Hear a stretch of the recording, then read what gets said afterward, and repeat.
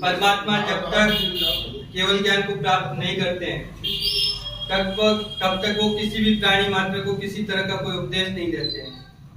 केवल ज्ञान प्राप्त होने के बाद में वो जब पूरे 14 राजलोक को एक ही समय में हर पर्याय को हर समय हर क्षण जो पर्याय बदलती है जीव की, वस्तु की, पदार्थ की, जब वो उसका भान करते हैं तभी वो जीव मात्र को समोषण में बैठ के उपदेश देते हैं। तो उसी परमात्मा के मार्ग पर मैं आपका ये बालक 7 दिसंबर को प्रस्थान करने के लिए आगे बढ़ रहा हूँ।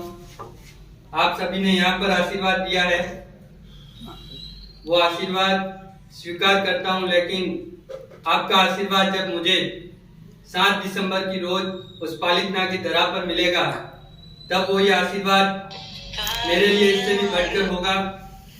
और जैसी बात वीरचंद जी वडेरा ने कही कि आज के समय में अनेक विकृतियां, लेकिन जब तक श्रावक सशक्त नहीं बनेगा, सत्वशील नहीं बनेगा, समतावान नहीं बनेगा, तब तक ये विकृतियां आएगी।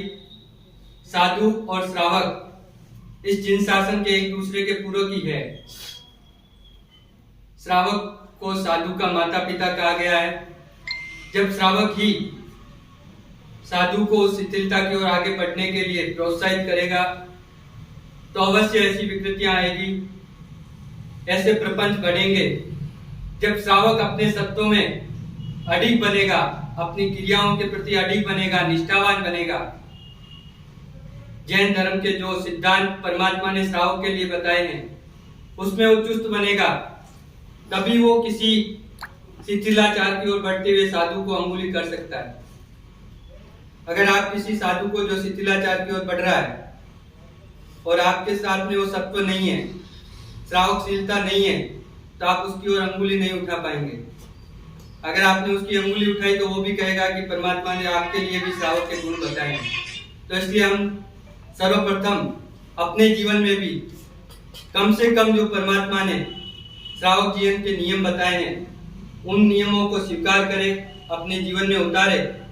और अगर कोई शिथिलाचारी साधु आपकी नजर में आता है, मंत्र तंत्र चमत्कार की ओर आपको अग्रसित करता है, तो उसमें मोहित नहीं बने, उस शिथिलाचार को दूर करे और सर्वप्रथम अपने अंदर श्रावकशीलता, सत्वशीलता लाए, ताकि हम किसी शिथिलाचारी साधु को रोक सके। और इसके अलावा श्री किशन जी ने जो बात कही, समाज सेवा के कार्य अवश्य जन कल्याण के ऐसे कार्य होने चाहिए, ऐसी प्रेरणा भी होनी चाहिए। जैसा गुरुदेव का आदेश रहेगा वैसे आगे बढ़ने की भावना रहेगी। मेरे द्वारा इस मंच में रहते हुए मुकेश जी मेरे बड़े भाई तुल्य, वो मेरे को अंगुली पकड़ के इस मंच में लेके आए। इस मंच के माध्यम से लगभग 3 कार्यकाल से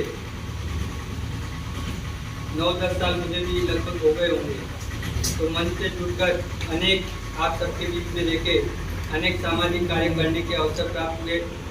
और उन्हीं सामाजिक कार्यों के चलते आज मुझे इस पद पर आगे बढ़ने का ये अवसर प्राप्त हुआ है।